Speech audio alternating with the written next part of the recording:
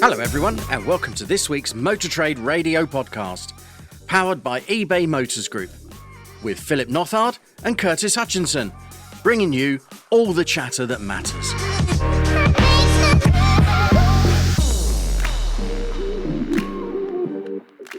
So, Phil, you've had a busy week shoveling snow, haven't you? We have, yeah. We'll get onto that one later because there is a correlation with one of the stories we're talking about this week. But yeah, I seem to have been these sporadic dumps of snow. I'm kind of being hit by that. Yes, so I did think of you when I was watching the news, and there were reports of people spending 12 hours plus in their cars. Yeah, up your way.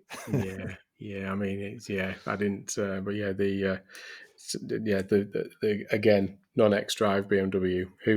Which idiot would own one of them living where I live? But anyway, we'll talk about that later. But yeah, hopefully everybody's all right. Hopefully there was bits of snow all over the place, but hopefully everybody took care and managed to get through it. But they can't decide what it's doing at the minute, can it, Curtis, depending on where you are and where you're listening to us this morning. But lots going on. But we have got a couple of very quick shout-outs this week before we get into the headlines that we're going to be chatting through. But first one is partway through today, we'll be joined again by Stephen Whitton with his Men Able moment. So we'll expect to see what thoughts of coming out of Steve, the mental health and wellbeing guru, this week, Curtis. Yeah, definitely. And over the course of this week, we'll be joined by Steve Young for a special weekday special interview.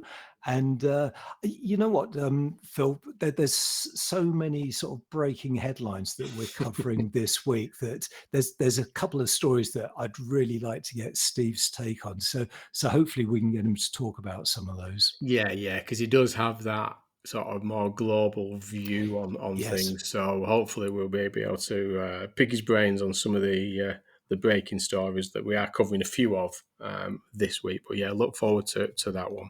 Yeah, and this week it's been the Fleet News Awards, so urge anyone to head over to Fleet News to check out the winners, because there are a lot of categories. We did have a quick look through, and I think we could spend half the show actually going through the winners, but it looks like that was a particularly good night. So as I say, head over to Fleet News for the full lowdown there. Yeah, congratulations to all the winners, all the highly commended, and obviously all the ones that were submitted as well. So well done to everybody. I know I saw a lot of social posts with people sat with their awards on their table, some with many awards, in fairness. Some had 2 or 3 awards on their table that they'd won. So congratulations to everybody that were involved with that. Motor Trade Radio podcast, powered by eBay Motors Group.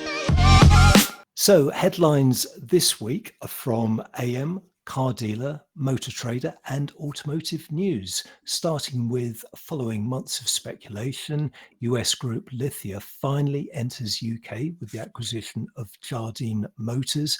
There's been a lot of headlines this week about Jaguar Land Rover and their plans for the network and agencies, so we'll cover off those. Chinese EV brand BYD targets 100 UK showrooms by 2025. Yes, that's 2025. They haven't got much time, have they? No, not at all.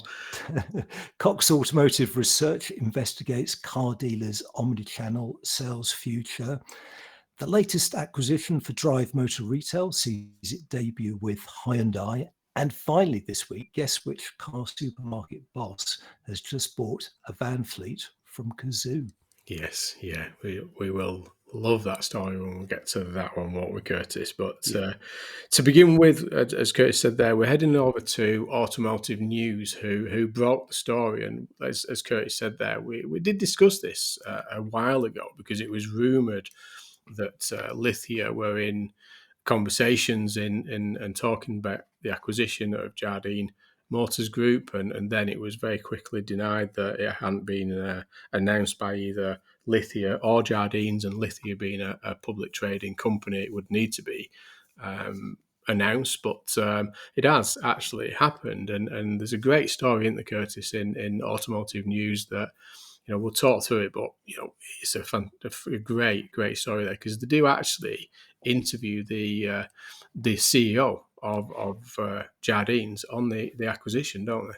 Yes, Automotive News broke the story on Thursday, and as you say, they speak to Chief Exec Brian De Beer, and it's worth giving a bit of background on Lithia. I mean, they are huge, so that they are actually the biggest US group by vehicle sales. So in 2022 alone, they sold 271,500 vehicles, and that was a 40,000 vehicle improvement year on year. So in terms of sales, they're up 40,000 units, which makes them the biggest seller ahead of AutoNation. Whether or not it's the largest by revenue, I don't know, but it must be pretty close. But it has this goal of hitting a $5 billion turnover by 2025, and this acquisition of Jardine will obviously help it, because it does plan now to grow by acquisitions. So it's acquired Jardine Motors. We don't know by how much it's paid, but within the Automotive News story, it does actually quote Sky News's coverage, which reported that it was between £300 million and £400 million. So Jardine itself rated number 8. Jardine rated number 9 in the AM 100, and part of the Jardine Matheson conglomerate. Yeah, as you say there, I mean, Lithia, we know Lithia, we talked about a while ago with the attempt of the acquisition of Pendragon, that was subsequently blocked or challenged, and going up against the heading group there. But and then obviously with this, and as you say there, I mean, it's their sort of first entrance into the UK market. So they did obviously have sights on the UK with the first approach of Pendragon, and then subsequently with this deal with Jardines. But it's it's a significant deal. I mean, the deal will add $2 billion to Lithia's annual revenue, and saying that in 2022 the company's revenue surged 24% to 28.23 billion. That's, yes, billion I said there. So this is a significant acquisition there.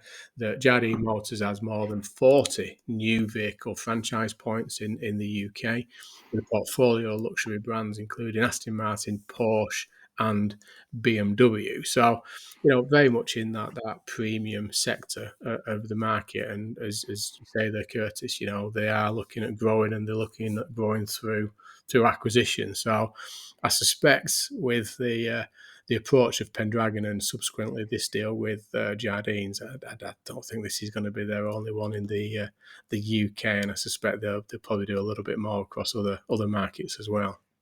Yeah, and there's some interesting comments from the chief exec of Lithia, so Brian De Beer, in this story, because he says that when the deal was closed, his take was that this acquisition was more affordable than what we typically find in the United States. But as I say, he did not disclose the specific amount, although Sky did speculate on that. And as you say, it's 40 sites, so this is a big acquisition. Jardine has 2,700 employees. Neil Williamson is staying on as CEO, according to Brian De Beer. And it's an interesting end to this story, because it actually points that Lithia is actually only the third US retailer to make an acquisition in the UK, following Penske and Group One. But I think you're right. We are going to see more. Yeah, and I think interesting point you sort of made there before, that, and a point that I know people like Mike Allen and others talk about the sector, that it's undervalued. Yeah. That the UK retail dealer sector do believe very strongly in terms of share value that they are undervalued. compared to other markets. And the comment there that, they'd have paid significantly more for that kind of business over in the US sort of highlights that point, that they believe they've got a good deal with this acquisition. So I say I'd keep a close eye on this one, because I suspect it might not only be that Lithia have been looking at the UK automotive sector. I suspect if it is presenting good value for money with these US operators. And next headline is from Car Dealer, and it's Jaguar Land Rover UK boss Rawdon Glover moves to head up Jaguar. Now, there were a lot of stories kicking around this week about Jaguar Land Rover, and specifically Jaguar and what's happening there in terms of representation in the UK. So if we start with this story, because there is a connected story from AM, but the car dealer story. So before we talk about Rawdon Glover's latest move, they report on a meeting that Jaguar dealers had with Jaguar, and it looks as though the dealers at the meeting signed NDAs, but there has been some leakage to Car Dealer, and Car Dealer has reported on it. And so the sources actually told Car Dealer that Jaguar as a brand plans to cut its network down from just over 80 sites to less than 20. And the time frame for that is just 2 years. And of course, this raises the question, what happens to the dual arch concept, which we've seen develop over the last 2 or 3 years, where dealers have made significant investments in pretty much new premises to represent Jaguar and Land Rover. So if Jaguar is cutting its network down to 20 sites, that means a lot of empty showroom space, doesn't it? Yeah, and they've talked further down the story that the news has concerned the brand's car dealer partners who face booking multi-million-pound impairment charges for the dealerships. They've invested huge sums into build there. So adding to what you said there, Curtis, and UHY hacker Young's David Kendrick has commented saying that he believes the manufacturers should compensate dealers for the losses. But obviously the manufacturer did decline to comment on whether that was it was considering to do so or not. But it kind of cites that there's a lot going on in the JLR brand. Questions. Are they? We've got this JLR, the dual concept, as you were saying there, Curtis. But actually, is this the move towards a separation of the brand? Looking at Land Rover and Jaguar separately. Further, we do talk about the new lead as well, don't we? On this. Well, yeah.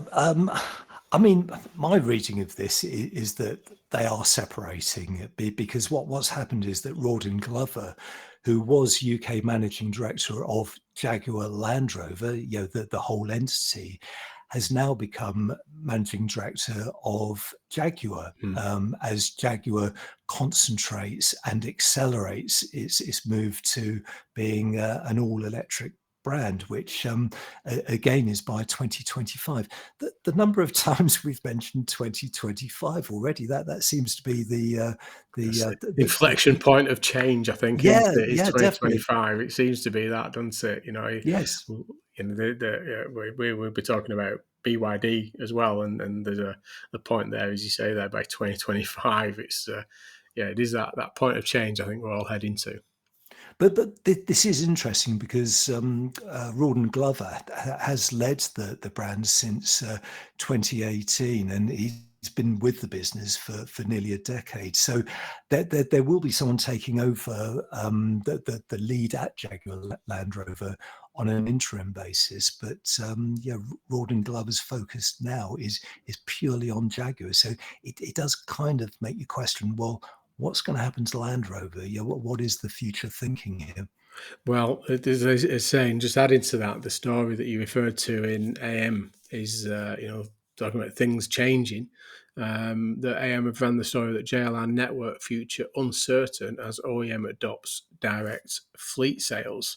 So this is very interesting, isn't it? I mean, they talk obviously about what we've just been talking about there, about the arch concept and the split and everything else. But actually, they talk about this going into the fleet sector, but direct to fleet operators. So cutting out that sort of middleman as they look to change the way they operate, don't they?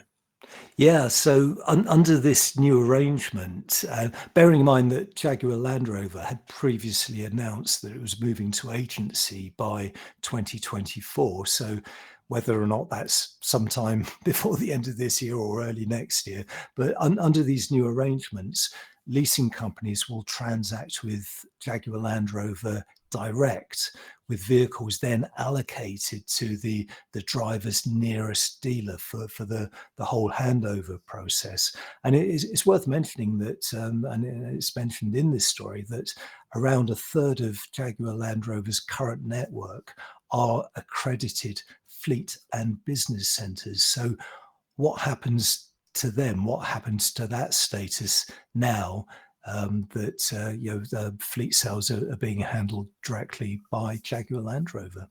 Well, yeah, they might not. Touching on the previous story, they might not exist anyway. Well, yeah.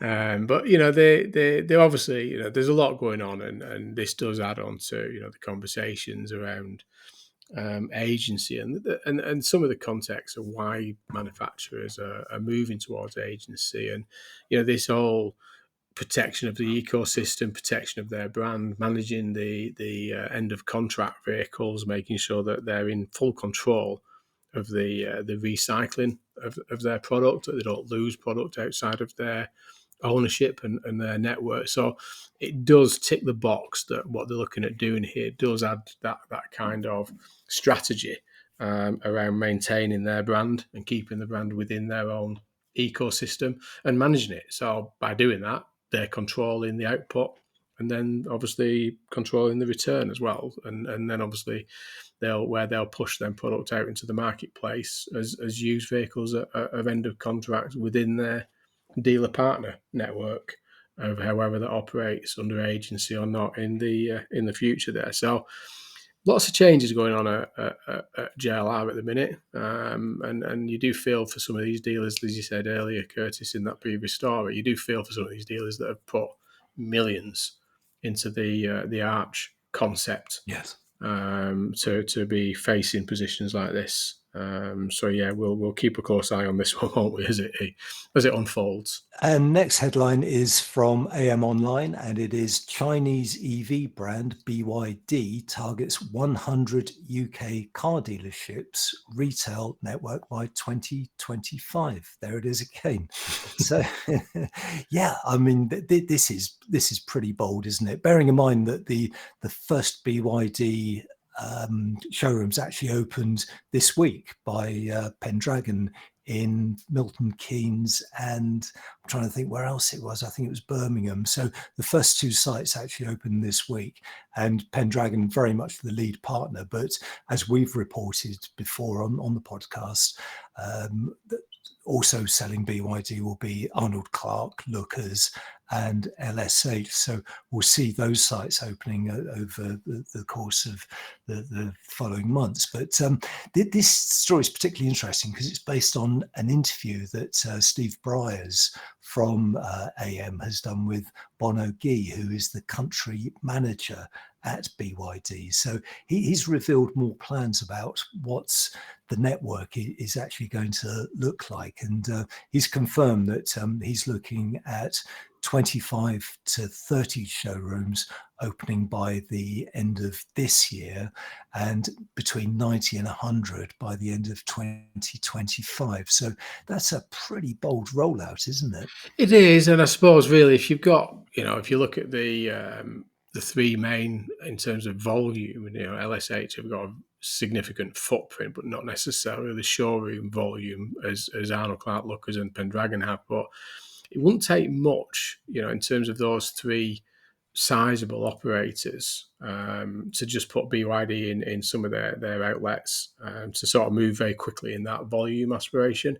And I suspect there'll be probably other conversations taking place with other dealer groups in the UK to become distributors for BYD as well. So, this is going to be a case of maybe it's not necessarily the speed necessarily in terms of the opportunity of output. It's probably going to be determined by the speed of appetite and demand from the buyers towards the BYD product that will be determined on this. Do you think? I think, yeah, great, you can do it. You've got the partners there to be able to open up the showrooms, but actually, we've got a brand to build in the UK space as well. So they've got to try and do that at the same time. But significantly, BYD are coming. The Chinese brands are coming. We've been saying that for some time, Curtis. But we know that it's already here. Funky Cat and others are already here. BYD, as you say, straight to operations immediately open this week. So the rumours that a lot of this was going to be Q3, Q4 of this year, it's already happening. It's happening quickly. So I think the new car market will change significantly this year, I think, with these new operators.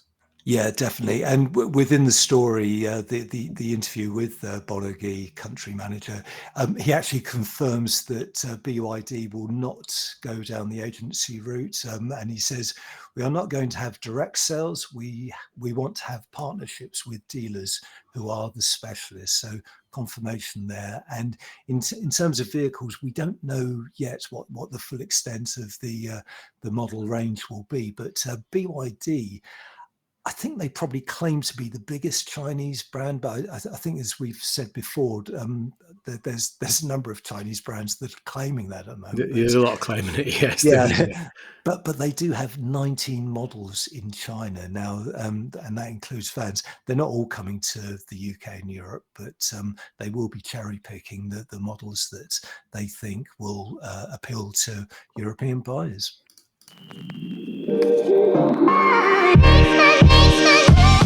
You're listening to all the chatter that matters on Motor Trade Radio, powered by eBay Motors Group.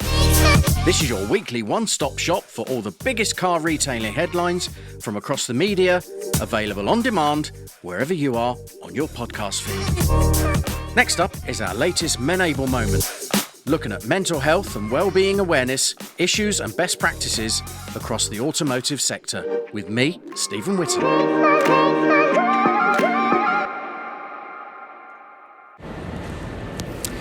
So hi, it's Menable Moments time again, coming at you this time from Oxford Street in London, because it's the morning after the night before.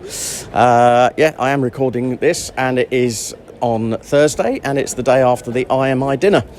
And I've got to say, I did a post on it this morning, actually, that said about how I was feeling a little bit emotion, if I'm honest. And the reason for that is just I don't know how you describe it, but the kind of outpouring of connection and acceptance and, dare I say, love. I know Philip doesn't like that word, but I'm going to say it's love, yeah, and understanding and just care that we have across this industry.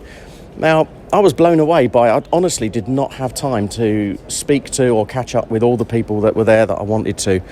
And I reflected on it afterwards, and I thought, you know what? We all have made a massive, massive effort over many, many years to make good contacts, to enjoy the company of other like-minded people that do what we do in our industry.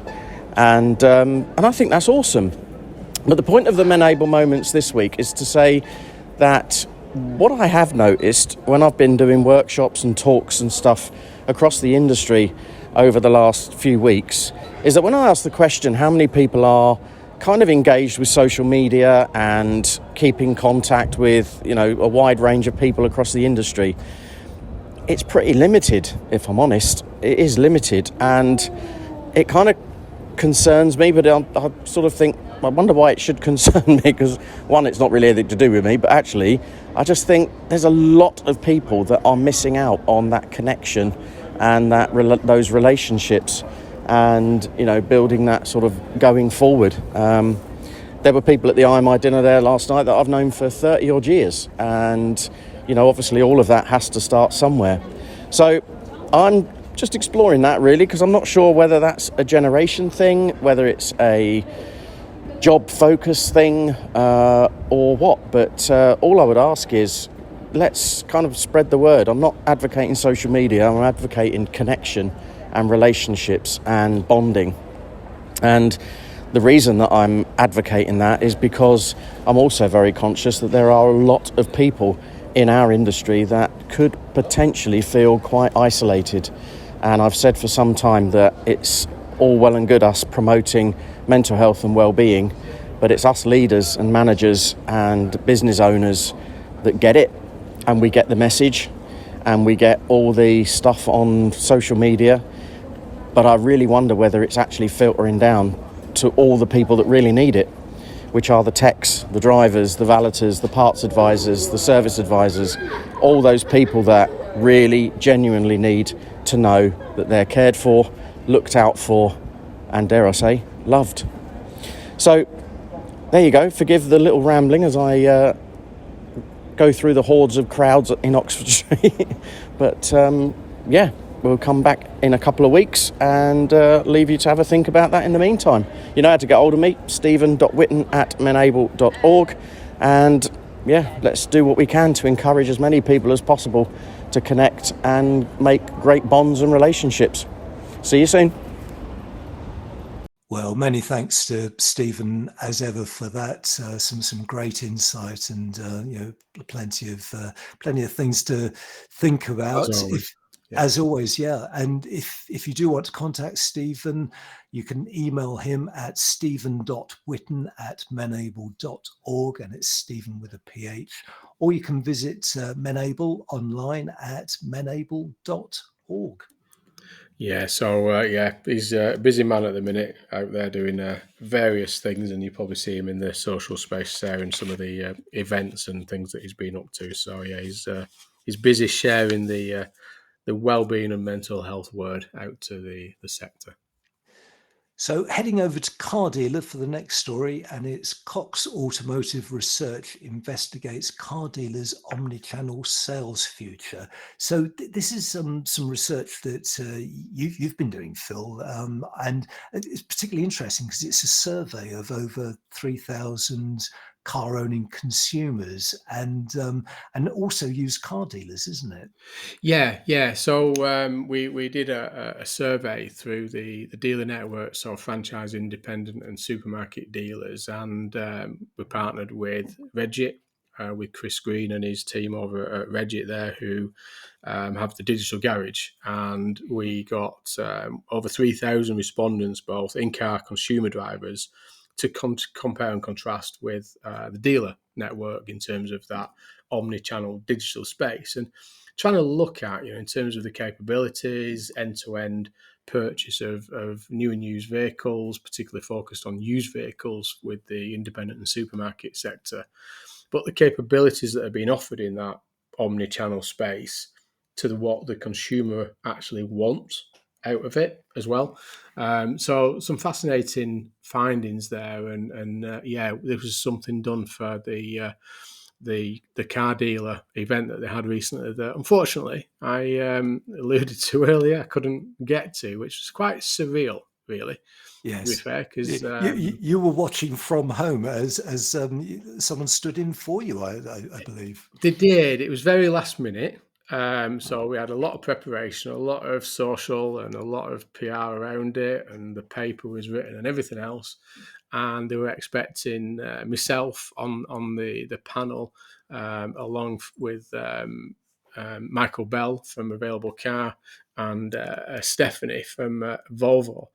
And unfortunately, I couldn't be there, but it was right at the last minute. So, yeah, James Batchelor, or Batch as many know him. I was lucky enough. We had some people from the business down there, and we picked on David James, who very eagerly and gladly became my understudy. And I'm really thankful to him because I know he does listen to the podcast. So, David, again, huge thank you for stepping in right at the last minute. I'm talking last minute. This was, he'd gone to attend the event and sort of gather insight and network down there, and ended up sat on stage and had to refer to my notes that I had. Yeah. And as you can imagine, it was very stat-led. Yeah, he was thrust into the limelight, and It was. the photograph that accompanies this story, I must say, looks very comfortable. He was. He made himself really comfortable. He did Yeah, really well. Yeah, he had the good on notes him. there. But David James is the director of strategic partnerships for us. So he was very at home, sat there talking, and just had to refer to the notes because we had lots of numbers and stats with it being a survey report. But no, he did fantastic, and a huge thank there. So I couldn't get there. It was right last minute. I'd done a lot of prep. My car was ready. My clothes were all ready.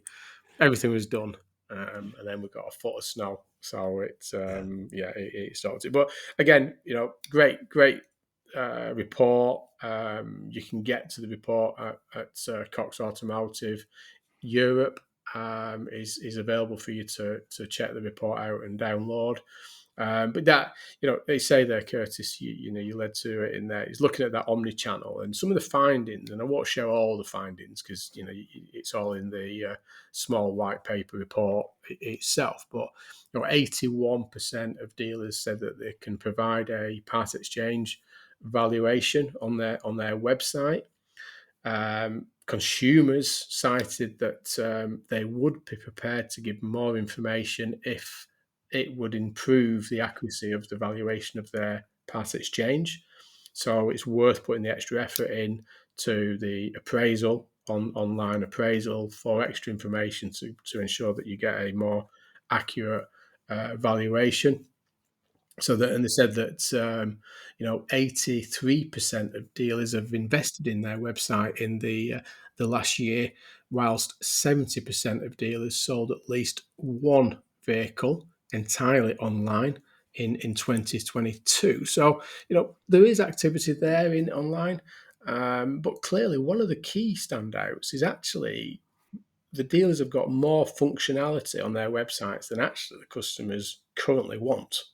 So in terms of functions and availability and things they can do, whether that's live chat, part exchange valuations, etc., finance calculators, 360 imagery, we're actually slightly ahead of what the consumers are expecting from. That's an interesting point, isn't it, Phil? Yeah, it's key, and it's good for the retailers that they are ahead Yeah. of consumer expectations, because it's not normal you get that way around. No. I'm actually quite surprised by that, because you'd expect the lag to be the other way around. But that's really good news for dealers.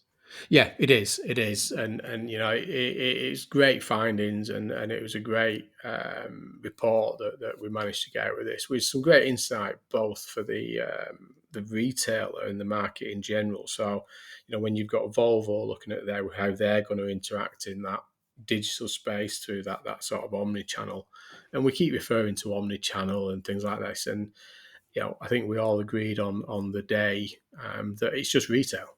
It's retail in today's world. You have to have that digital footprint. You have to have an element of omni-channel, depending on the size of your operation and the available investment that you've got. But clearly, it does work. Consumers are using it. They're using the functionality, and they are prepared to give more information if you can give them more for it as well. So it's a great bit of research, that. Yeah. Now, next story is from Motor Trader, and the headline there is Drive Motor Retail adds Hyundai to lineup with Minstergate acquisition. So second acquisition of the week. So Drive Motor Retail. Slightly smaller, this one, but still good acquisition. Yes, yeah, but very significant for Drive Motor Retail. Yeah, so it's acquired Yorkshire-based Minstergate for an undisclosed sum. Now, Minstergate operates MG and Hyundai sites in York, Hull, and Scarborough. It turned in pre-tax profits of £1.6 million on turnover of 57.5 million in the year to December 21. And this is a significant one for Drive Motor Retail, because not only does it enter the Hyundai franchise with 3 sites, but it doubles its representation with MG. So it acquires 3 MG sites, which takes it up to 6 locations. So a really good purchase here for Drive Motor Retail. No, you're right, and they're a great little business, and I kind of, with them being a little bit north of yourself there, Curtis, I am aware of this business. But yeah, again, 2 fantastic brands there. I'm sure that there'll be, MG are doing a lot in the market at the minute. The growth and product lineup as well from MG. So this would be a great acquisition for them with that, and Hyundai. There's a lot of movement within Hyundai, particularly with the agency model in some operations. But this is great with this acquisition, because I know Minstigate was a nice little business, nice little operation, and they've been on 18 years now. So they're saying that it made perfect sense selling to Drive as a business there. But very, very great move there from Drive, and a sizable growth, isn't it, from them? It is, yeah, and also that the speed of the acquisition is worth highlighting, because Mark Campy, who was chairman of Minstigate, said that he wasn't actually looking to sell the business, but he was approached by Drive in December 2022, and as he says, a deal was agreed quickly. The whole process has been smooth and professional. So it just shows that when a deal does come together and everything aligns, they can go through pretty quickly, and that is speedy. Sounds a bit opposite to the Helston acquisition that Robert talked us about. Yeah, which was somewhat more involved, wasn't it? Because Yes. I think that was probably one of the longest acquisitions. And toughest, according to Robert on that one. But no, great little acquisition there. Look, great growth, and again, we talk about that with the growth of MG, the open points of MG, and their growth aspirations, and Hyundai with them recently talking about the Genesis brand and what they're doing in that space. So I can see more coming out of these guys in the future. And finally, this week, so we'll head over to Car Dealer, and this is my favourite headline, and probably favourite story of the week. So the headline is: Car supermarket boss Peter Waddell reveals he's bought 70 vans previously owned by online used car dealer Cazoo. So yeah, this is Peter Waddell of Big Motoring World. Has acquired a fleet of 70 vans from Cazoo, and this is all around.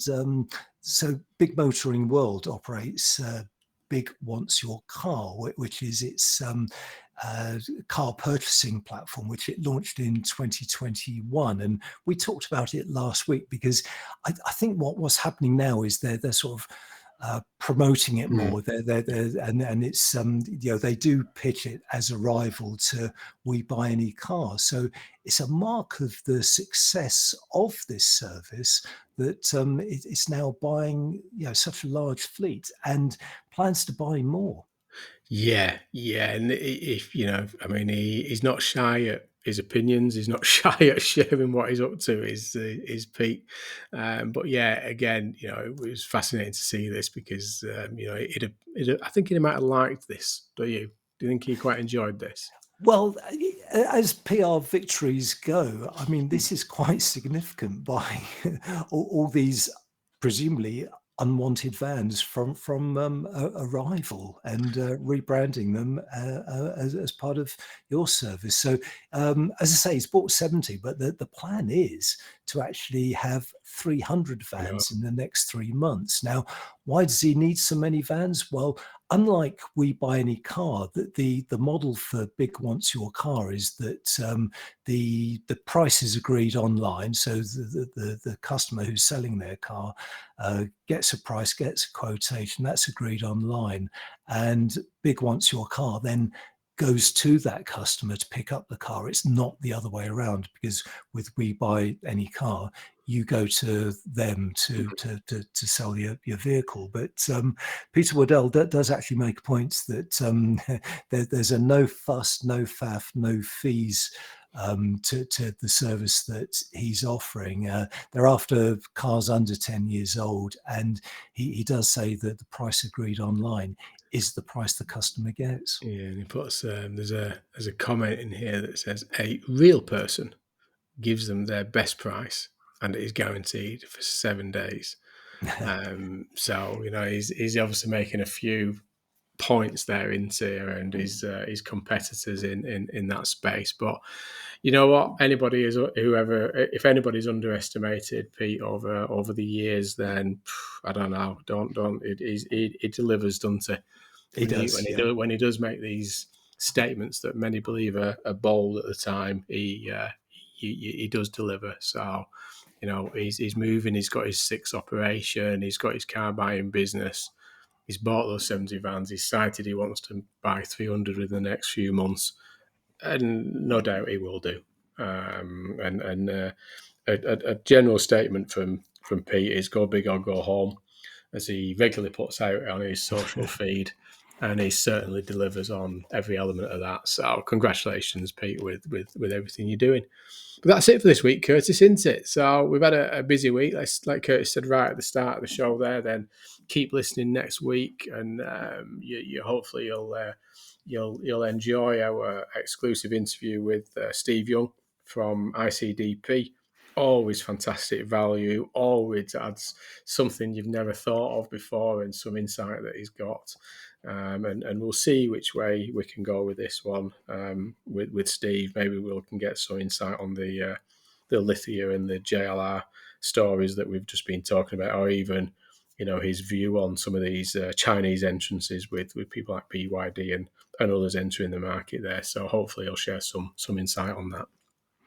Yeah, so plenty of ground covered this week, Phil. Lots going on, Curtis. Yeah. And as I always say, newsletter will be out either Sunday evening or Monday, as usual, with all the links to these stories on the newsletter that will be shared through your subscription to the newsletter. And if you haven't subscribed, then please do find us on LinkedIn. Search for the Motor Trade Radio podcast, and you'll see the newsletter there, and you'll be able to subscribe so you get it on a weekly basis. But that really is all we've got time for now. So many thanks for joining us on the Motor Trade Radio podcast. Until next week, it's goodbye from me. And it's goodbye from him.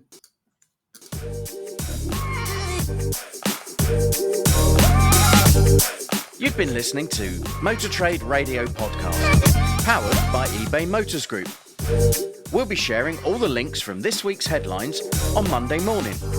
So to make sure you receive them, just subscribe to the free newsletter on our LinkedIn page. Just search Motor Trade Radio Podcast.